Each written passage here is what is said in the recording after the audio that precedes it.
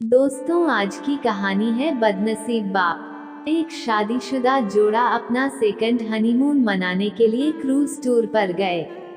इस दौरान वे अपने बच्चों को घर पर ही छोड़ गए थे। बदनसीबी से खराब और बहुत ही तूफानी मौसम के कारण क्रूज शिप डूबने लगी। सभी लोगों की तरह वे दोनों भी अपनी जान बचाने के लिए लाइफबोट एरिया की तरफ दौड़े, लेकिन वहां भी सिर्फ एक ही व्यक्ति के लिए जगह बची हुई थी। अपनी पत्नी को डूबती शिप पर छोड़ आदमी लाइफबोट में बैठ गया। पत्नी उसी डूबती शिप पर खड़ी अपने पति को दूर जाते हुए देख रही थी। वो चिल्लाकर अपने पति से बोली। इस कहानी को यही विराम देते हुए शिक्षक ने अपने सभी विद्यार्थियों को पूछा, क्या कोई अंदाजा लगा सकता है पत्नी ने पति से क्या कहा होगा? ज्यादातर विद्यार्थियों का एक समान उत्तर था।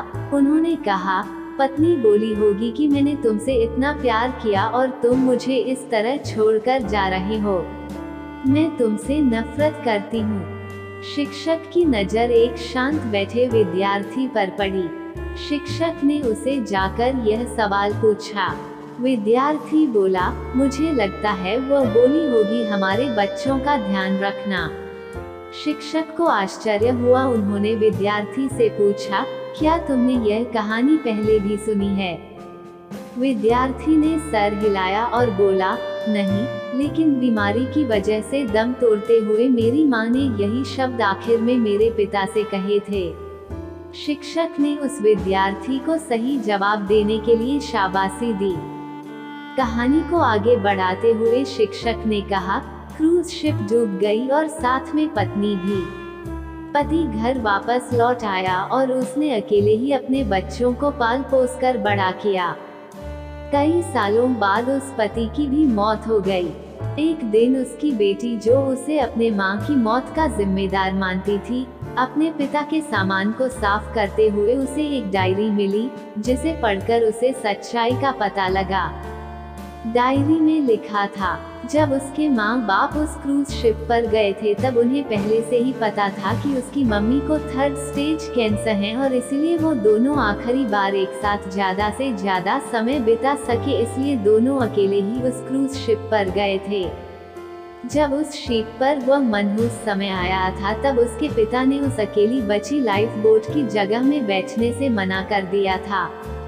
उन्होंने डायरी में लिखा था कि वह भी अपनी पत्नी के साथ ही उस डूबती हुई शिप में डूब जाना चाहते थे, लेकिन सिर्फ और सिर्फ उनके बच्चों के लिए अपनी पत्नी के कसम देने के बाद उनको उसे अकेला छोड़कर उस लाइफ बोट में सवार होना पड़ा। इस डायरी को पढ़ने के बाद बेटी फूट फूट कर रो पड़ी। शिक्षक ने यह कहानी यहीं खत्म की और पूरा क्लास शांति में डूब गया। यह शांति देख शिक्षक को पता चल गया कि वो इस कहानी के जरिए जो सीख अपने विद्यार्थियों तक पहुंचाना चाहते थे वह पहुंच चुकी है। इस दुनिया में अच्छे और बुरे हर तरह के लोग हैं, लेकिन कभी कभी परिस्थितियां ऐसी विकट हो जाती है कि आप बुरे या अच्छे का फैसला नहीं कर पाते। इसलिए कभी भी हमें कोई भी फैसला लेने में जल्दबाजी नहीं करनी चाहिए। सिर्फ बाहरी चीजों को जान लेने से किया गया फैसला कभी भी सही नहीं हो सकता।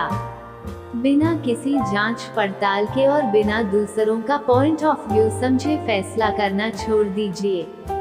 वो जो होटल में आपके खाने का बिल भरते हैं इसलिए नहीं क्योंकि उन्हें अपने पैसों का घमंड है, बल्कि इसलिए कि वह आपको पैसों से ज्यादा अहमियत देते हैं। वो जो हमेशा आपकी मदद करने के लिए तैयार रहते हैं इसलिए नहीं क्योंकि उन्हें आपसे कुछ चाहिए, बल्कि इसलिए क्योंकि वह आप में एक अच्छा दोस्त देखते हैं। वो जो आपको हमेशा मैसेजेस करते हैं इसलिए नहीं क्योंकि उनके पास करने के लिए कुछ और नहीं है, बल्कि इसलिए क्योंकि वह आपको बहुत याद करते हैं। और वह जो हर झगड़े के बाद पहले माफी मांगते हैं इसलिए नहीं कि वो गलत होते हैं, बल्कि इसलिए क्योंकि उन्हें अपने बातों, अपने गुस्से या अपने ईगो से ज्यादा आपकी परवाह है। दोस्तों, अगर आपको यह कहानी पसंद आई होगी तो वीडियो को लाइक करें और चैनल को सब्सक्राइब जरूर करें।